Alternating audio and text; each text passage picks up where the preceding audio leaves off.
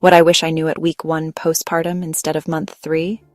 That my body needed just as much care after birth as before, and herbs could make a world of difference.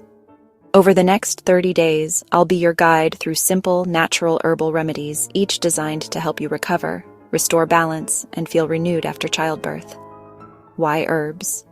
Well, they're nature's gentle healers.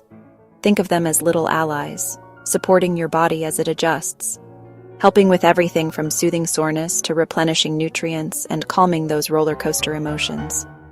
Postpartum isn't just physical, it's emotional, hormonal, and sometimes overwhelming.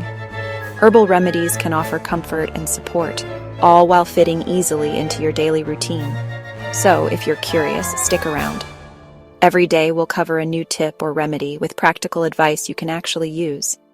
Ready to start healing from the inside out? Let's make this journey together one day and one herb at a time.